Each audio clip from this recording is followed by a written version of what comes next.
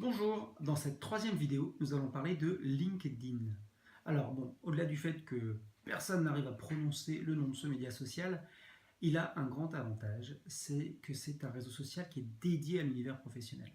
Quand on est sur Facebook, si on fait une sollicitation, une promotion, c'est un petit peu décalé, c'est pas le bon endroit. En revanche, LinkedIn, on peut y aller car c'est l'endroit qui est lié aux échanges professionnels. Alors, certains ont peut-être une image d'une anciennement une banque de CV, mais c'est vraiment devenu beaucoup plus que ça, LinkedIn aujourd'hui. C'est vraiment une plateforme de mise en relation entre professionnels. Comme pour Facebook et Twitter, le premier fondamental sur LinkedIn, c'est de se présenter sous son meilleur jour. Pour cela, il y a deux endroits sur lesquels on va devoir travailler. Le premier, c'est son profil personnel, parce que l'entrée de LinkedIn, c'est avant tout la personne.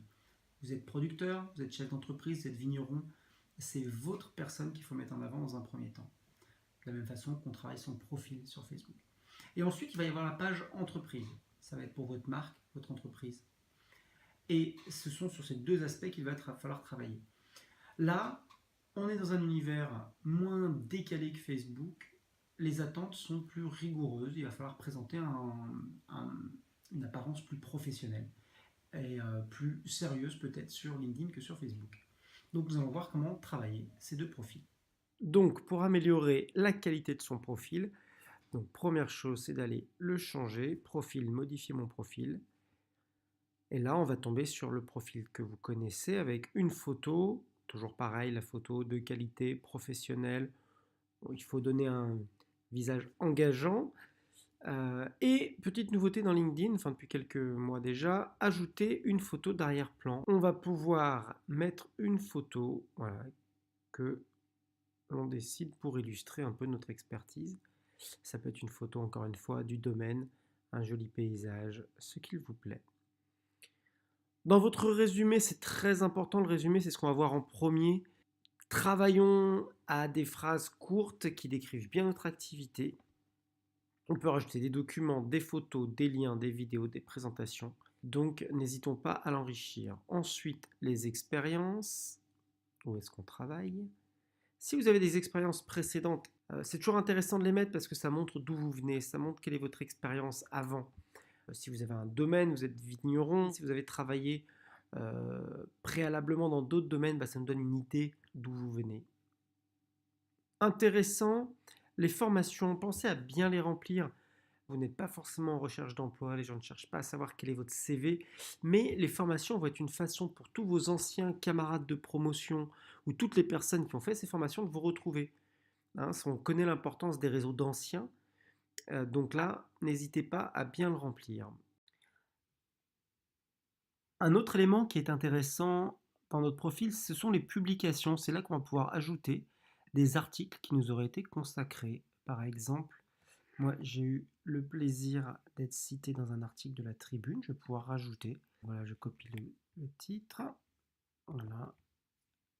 Le top 10 des innovations et applications dans le monde du vin. C'est dans la Tribune.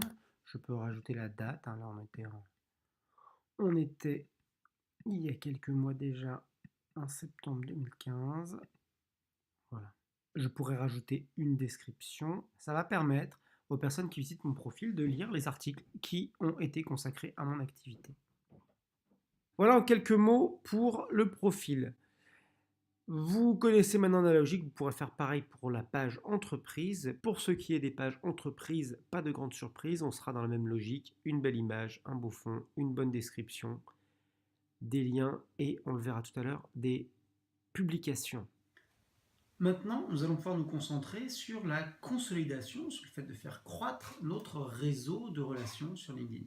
Pour cela, encore une fois, deux façons. La première, on va le découvrir, c'est l'importation de ces contacts, de façon à être certain que toutes les personnes qu'on a en contact, de par tous ces emails, son historique d'emails, de les avoir comme relation sur LinkedIn. Et ensuite, on va pouvoir aller faire de la prospection.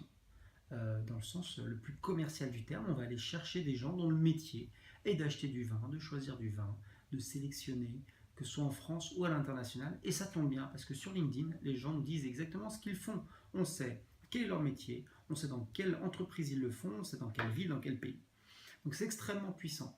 Ça peut être un travail assez minutieux où on va voir aussi, il y a peut-être des façons de l'automatiser légèrement. Pour importer des contacts dans LinkedIn, rien de plus facile. Vous allez dans mon réseau, trouver des contacts.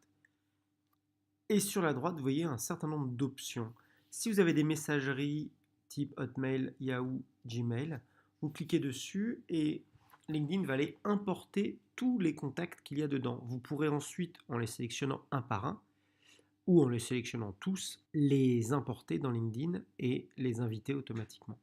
Il y a une autre option qui est intéressante, c'est importer un fichier dans lequel, là, vous allez aller chercher un fichier au format CSV, d'accord?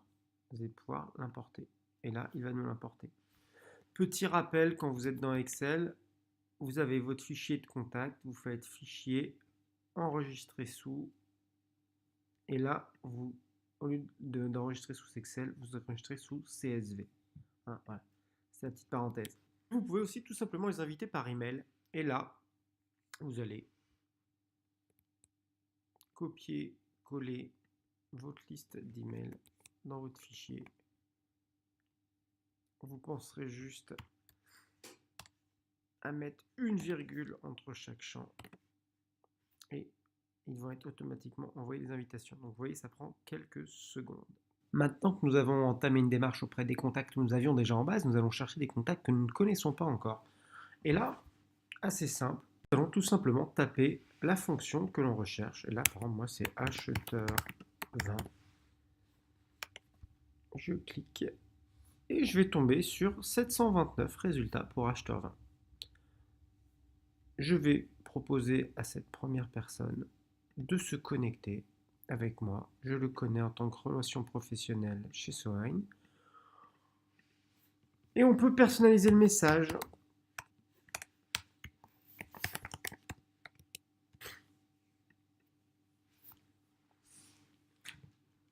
Voilà. Une chose importante, c'est que lorsque nous sommes sur le profil de quelqu'un qui nous intéresse, LinkedIn fait bien les choses. Il va nous sélectionner d'autres personnes qui ont le même profil que cette personne. Et donc petit à petit, progressivement, on va pouvoir aller se connecter à toutes les personnes qui nous intéressent. Cela demande une certaine patience, mais progressivement, les résultats peuvent vraiment être intéressants. Maintenant, notre objectif, ça va être d'animer nos profils personnels et nos pages d'entreprise avec du contenu. Et comme nous l'avons fait pour Facebook ou pour Twitter, eh bien, on va aller diffuser des informations intéressantes sur ce qui va se passer sur notre stand pendant Vinisud. Tout le monde ne l'utilise pas encore, mais LinkedIn est vraiment devenu un réseau social qui permet de partager des informations au même titre que Facebook. Donc pour ça, rien de plus simple, partager une nouvelle. Passez déguster notre nouveau millésime stand B52. Voilà, vous pouvez rajouter un lien. Vous allez pouvoir rajouter une image si vous le souhaitez, une belle image. Il vous suffira de partager pour que tout votre réseau et pour tous les contacts que vous venez d'engranger soient au courant de cette information. Voilà, après ce dernier tutoriel, j'imagine que LinkedIn n'a presque plus de secrets pour vous. Je vous donne rendez-vous dans une prochaine série de vidéos dans laquelle nous verrons comment tirer parti des médias sociaux pour mettre en valeur votre présence sur Vinisud. Je vous dis à très bientôt.